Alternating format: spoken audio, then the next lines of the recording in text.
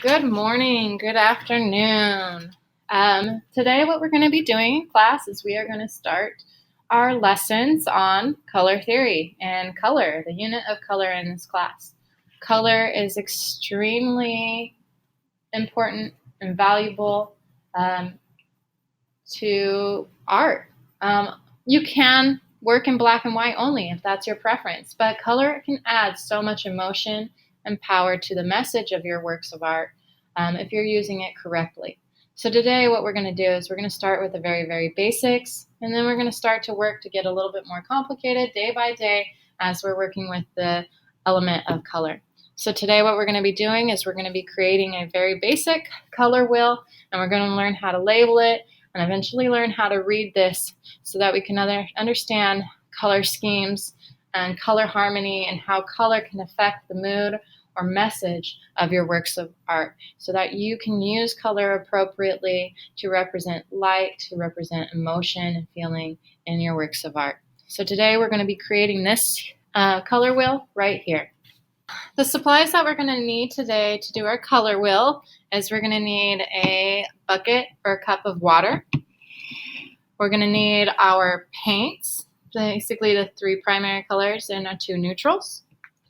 We're going to need our paintbrushes, a paper towel, a palette, and your sketchbook to do your color wheel in. All right. So the first thing you're going to do is go ahead and open up your sketchbook to the page that we'll be doing our color wheel on. Okay. We're going to go ahead and put some of the paint in our palette. You don't need a lot because we're not doing a whole bunch of painting today. So we're going to go ahead and put a little bit of red, a little bit of yellow, and a little bit of blue in our palette to start off. I like to space them apart from each other so that way I can do mixing of the colors a little bit later on. Okay, so I'm going to show you how to set up a color wheel. I feel that this is the easiest way so that you can understand how to read the colors, how you can read color schemes and color harmonies. I feel that the way that I'm going to show you right now is one of the easiest ways to learn how to set up and how to read how a color wheel is supposed to be used as a tool for you to understand how to make color work in your works of art. So we're going to go ahead and start off with, actually I'm going to go ahead and put a little bit of black in here also, just a little bit. So what I'm going to go ahead and do is I'm going to dip my paintbrush in the black. And I'm going to go ahead and start off by just painting a triangle in the center of my paper, just like that. Okay. If you dip your brush in the water, it'll make the lines a little bit smoother if you like. And the lines don't have to be absolutely perfect. So I'm going to go ahead and wash off my brush in the water, get all of that black off of the bristles. I'm going to take my paper towel and make sure that the water comes off as clear. So I know that I can dip it into another color now without contaminating it. So on the tips of the color, or on the tips of this triangle, is where I'm going to place my 3 primary colors. My 3 primary colors are the colors that are on the palette: blue, yellow, and red. So it doesn't have to be in any particular order, but I'll go ahead and put blue, just a little dot of blue on that tip. I'll wash off my paintbrush.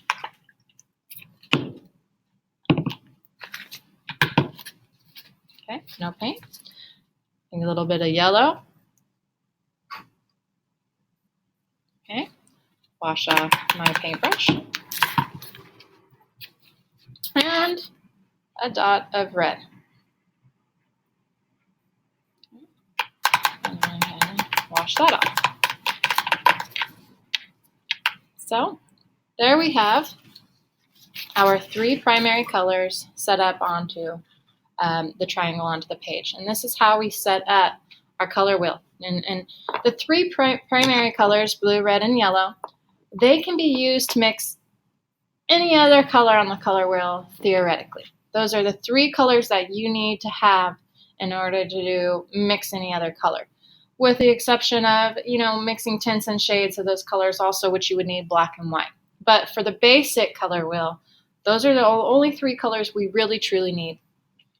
So now on the second step, I'm going to put up the secondary colors. To get secondary colors, you need to mix together what? 2 primary colors.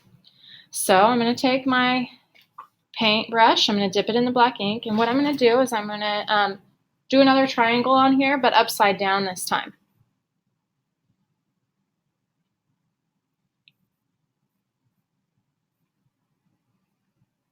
Okay. Now on the tips of the corners of this triangle is going to go those secondary colors. Now, what are those secondary colors? What are secondary colors?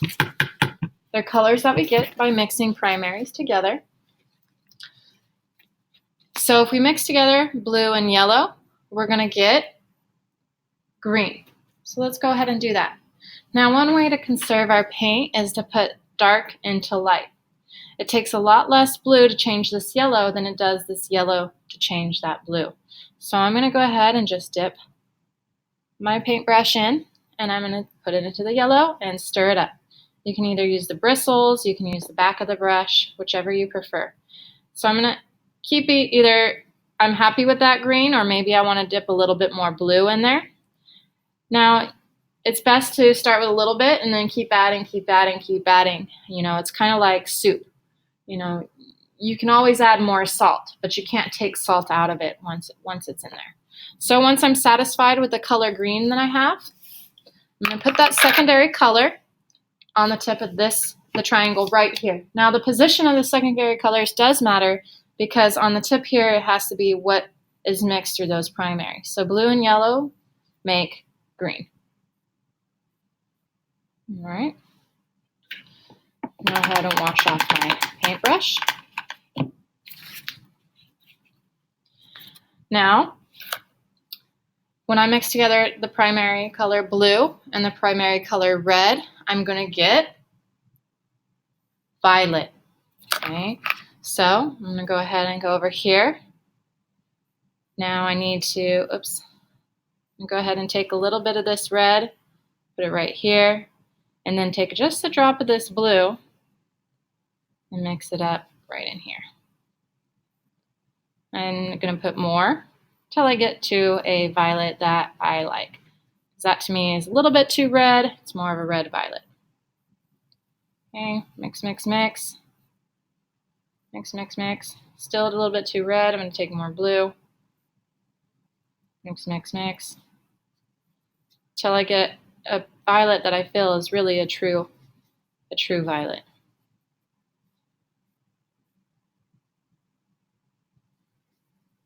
So add a little bit of time. There we go, until you get a color. To me, that's pretty good for it right there. So I'm going to take my violet, I mix blue and red together, and I'm going to put my violet right there on the tip of that triangle. Okay, whoops, it's really dark on the screen, but I promise you it looks violet on my paper. Now, the third primary color I get by mixing together the secondary color, primary red and the primary yellow to get the secondary color, orange. Clean off my brush, make sure it's cleaned off all the way. Oops, now I mixed up all my yellow, so I'm going to have to add just a little bit more on there. I don't have to add a lot. Just going to add a little bit of yellow right there. Okay, and I'm going to take a dot of this red, put it into this little yellow pot here, and I have the secondary color, orange, which I'm going to put in the tip here. All right. So that's how you go ahead and you place the primary and secondary colors on your color wheel.